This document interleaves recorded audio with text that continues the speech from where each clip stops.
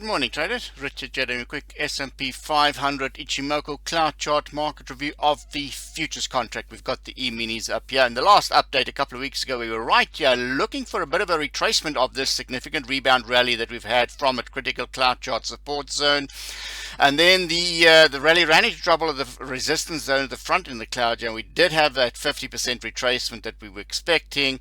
And we were also looking for support to come in here at the turning line of the Ichimoku cloud. You can see there were a couple of swing trades off that line as well as the standard line of Ichimoku. So support held at these zones as well as the bottom end of the front in the cloud. That support zone also held, and we made higher lows and higher highs, and then we had a very strong rally, broke through that front cloud resistance, broke through the exponential moving average 377 there, and then ran into trouble here at the 244 exponential moving average, of Fibonacci one, and very close to the bottom of the cloud chart resistance zone. So we can see here we still we haven't touched that cloud chart level yet, but there's still possibility that we could rebound from this moving average there as well as this support zone and then cross the cloud, and then that'll turn the futures into bullish state. Any price action below the cloud is still bearish, so we were swing trading rebound rallies here, but for the market to be really bullish medium to long term, we need to trade back above the top end of the Ichimoku cloud. So that's the scenario on the daily. Keep an eye out for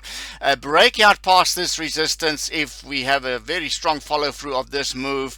If that resistance holds, then the downside risk is the top end of the front end of the cloud as well as the turning line there and the standard line of the Ichimoku cloud as well as the bottom end of the cloud. So these are the downside risk targets, and these are the upside resistance targets, the bottom end of the cloud and then that top end of the cloud if we manage to break through, and that level coincides very well with these levels there. So keep an eye on those levels.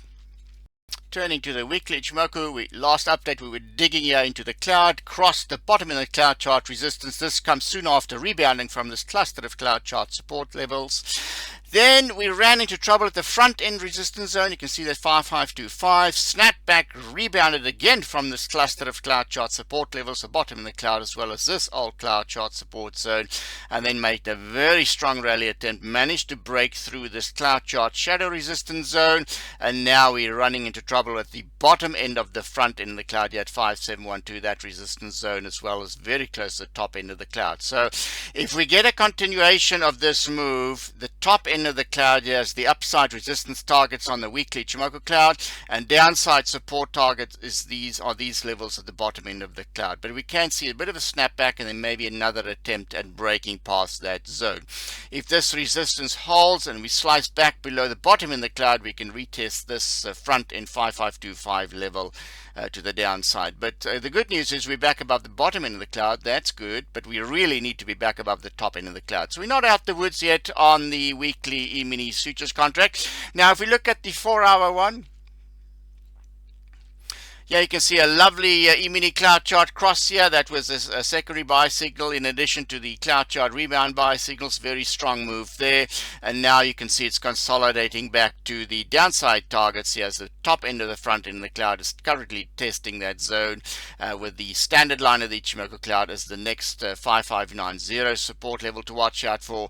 And if that support fails, then we're going to dig into the top end of the cloud here between that zone and the bottom end of the front end of the cloud. That would be 5540. So these are the downside risk targets on the 4-hour Ichimoku. But back to the daily, keep an eye on for another assault at that cloud chart resistance, and then it will be interesting to see if we're going to be breaking past that to get back in bullish zone.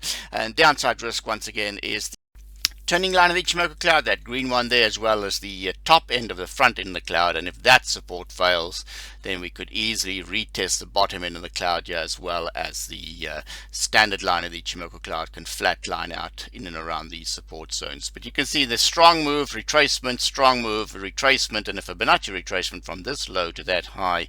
The first one would be around about 5525, and we could retest that low there as well.